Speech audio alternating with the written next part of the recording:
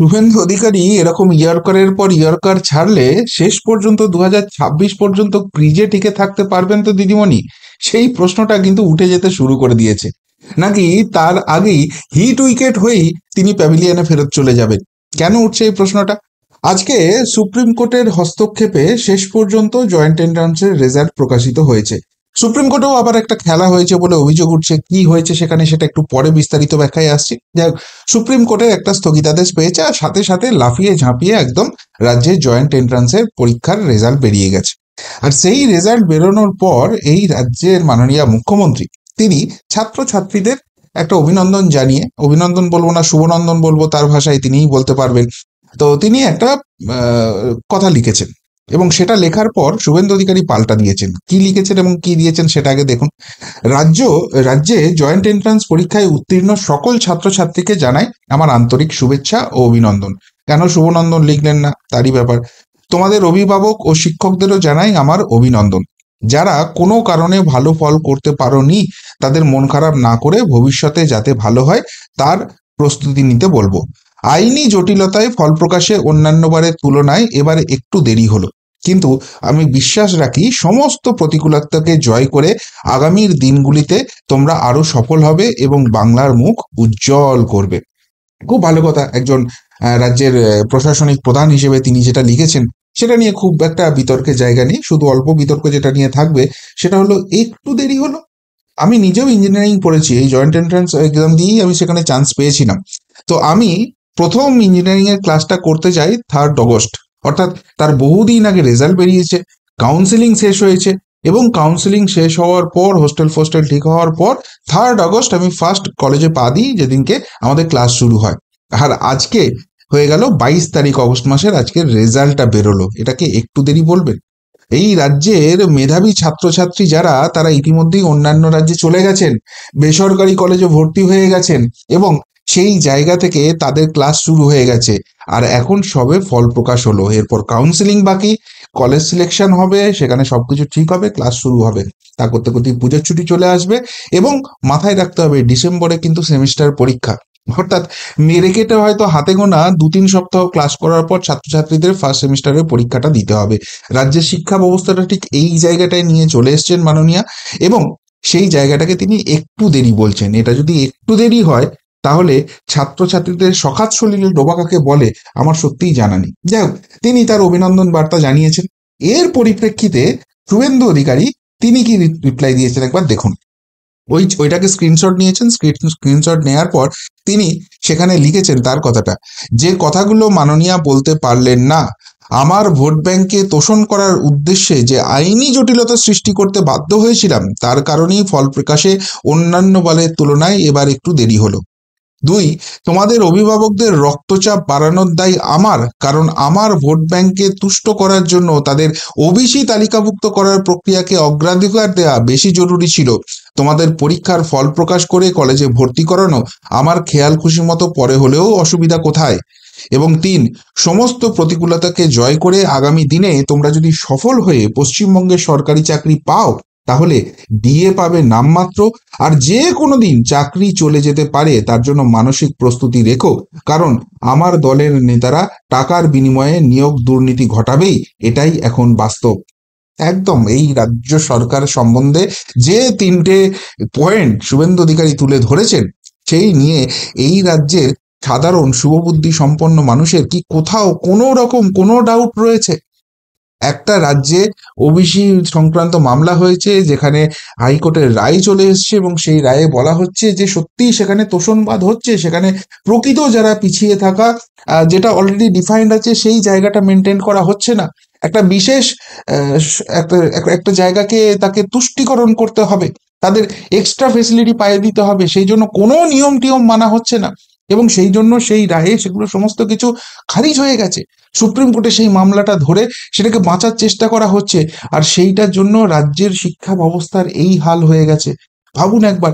এবং এটা শুধুমাত্র জয়েন্ট এন্ট্রান্স নয়, কলেজের অন্যান্য যেগুলো সাধারণ বিভাগের ভর্তির প্রক্রিয়া রয়েছে সেই সব সাবজেক্ট অব্দি ভর্তি হচ্ছে না। ফলে এই রাজ্যের মেধাবী ছাত্রছাত্রীদের হয় বাইরের রাজ্যে চলে যেতে হচ্ছে, আর না হলে তাদের ভবিষ্যৎটা অতল গহ্বরে ডুবিয়ে যাচ্ছে। কিংবা এই রাজ্যে যেসব বেসরকারি কলেজগুলো রয়েছে সেখানে গিয়ে ভর্তি হতে হচ্ছে, লাখ লাখ টাকা সেখানে ডোনেশন লাগছে। শিক্ষা ব্যবস্থা ঠিক এই হালটা হয়ে গেছে পশ্চিমবঙ্গে। আর এত কিছু হয়ে যাওয়ার পরেও যদি ভুল করে পশ্চিমবঙ্গে সরকারি চাকরি পায়, যদিও পাবে কিনা কোনো ব্যাপার নেই, কদিন আগেই তো টেট নিয়ে আন্দোলন আমরা দেখলাম, সেখানে কিভাবে পুলিশের টানা হ্যাঁচড়া হলো, পরীক্ষা দিয়ে বসে আছে, রেজাল্ট বেরিয়ে গেছে, অথচ কোনো রিক্রুটমেন্ট নেই। আর এরাই বলেছিল যে আমরা এবার প্রত্যেক বছর টেট নেবো, এখন বলছে টেট নেওয়া আর চাকরি দেওয়া এক ব্যাপার নয়। মানে ঠিক কোন কোন জায়গায় পশ্চিমবঙ্গটাকে নিয়ে চলে যাচ্ছে, শিল্প, শিক্ষা, সমস্ত কিছু যে কোন অন্ধকারে চলে যাচ্ছে, শুভেন্দু অধিকারী কিন্তু সেই জায়গাটা তুলে ধরেছেন।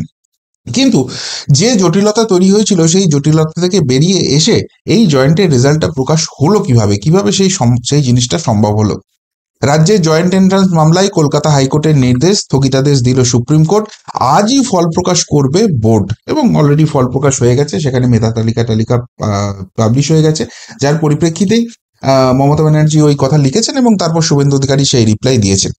এবার এই যে পশ্চিমবঙ্গে ওবিসি ব্যাপারটা হয়েছে, সেখানে যেটা দেখা যাচ্ছে যে বাম আমলের শেষ থেকে এটা শুরু হয়েছে এবং তৃণমূল আসার পর একটা চূড়ান্ত জায়গায় গেছে। আগে যে নিয়ম ছিল বা যে স্ট্রাকচারটা ছিল, সেখানে 66টা সম্প্রদায় সত্যি সত্যি যারা পিছিয়ে আছে তারা ওবিসি তালিকাভুক্ত ছিল। এবার নতুন করে এই রাজ্য সরকার সেই জায়গাটাকে করতে গেছে এবং আরো বেশ কিছু সম্প্রদায় যারা পিছিয়ে আছে তাদেরকে নাকি এর মধ্যে ইনক্লুডেড করা হবে, এবং সেটা করা হয়েছে। কিন্তু আলটিমেটলি দেখা যাচ্ছে যে কোনো নিয়ম নীতি না মেনেই সেটা করা হয়েছে।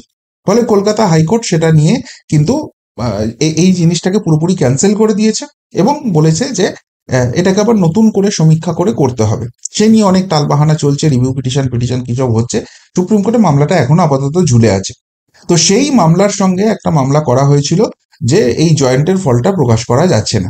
এবার সেই মামলাটা কলকাতা হাইকোর্টে শুরু হয়েছিল এবং সিঙ্গেল বেঞ্চে শুরু হয়েছিল, যেটা স্বাভাবিক নিয়মে হয়, এবং মহামান্য বিচারপতি কৌশিক চন্দ্র সেই মামলাটা শুনছিলেন।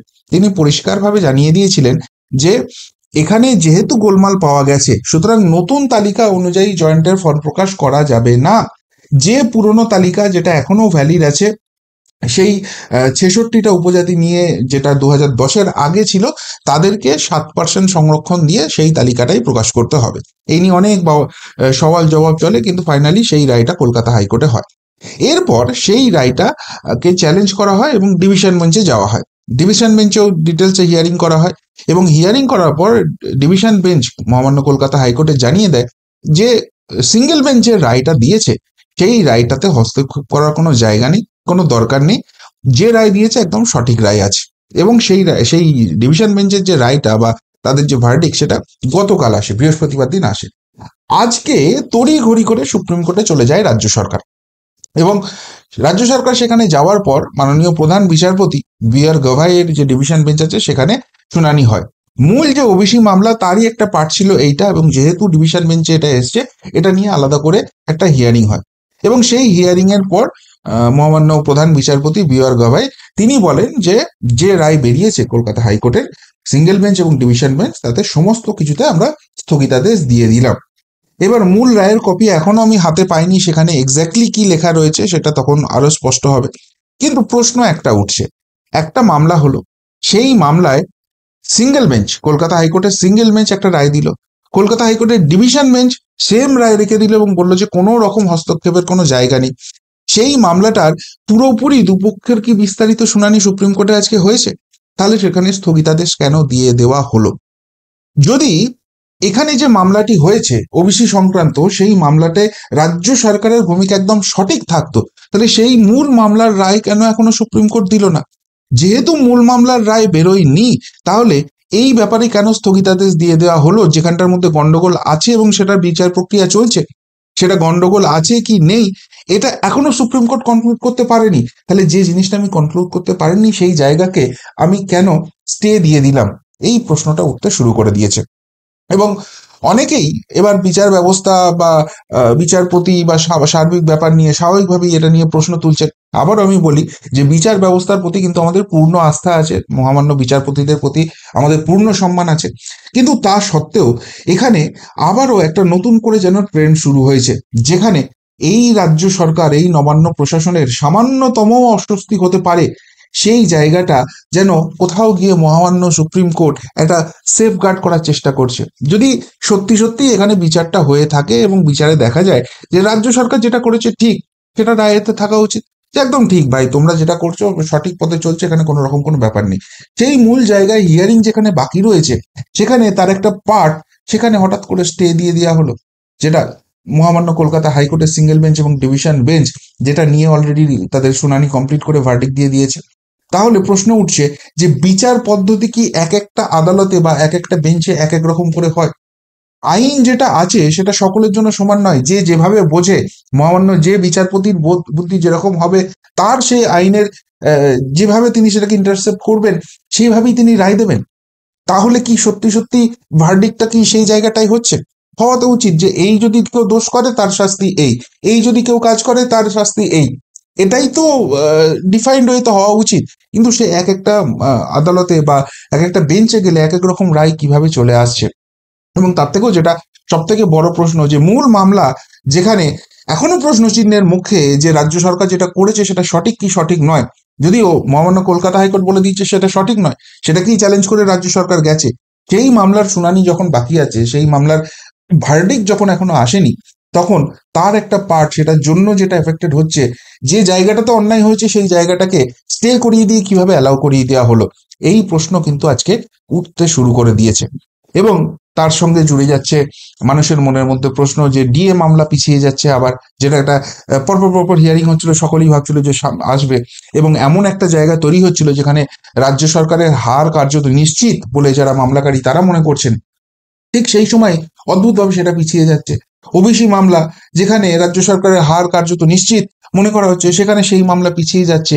এই পিছিয়ে যাওয়া তারিখ পে তারিখের খেলা কেন চলবে, এই প্রশ্নটা কিন্তু উঠতে শুরু করে দিয়েছে।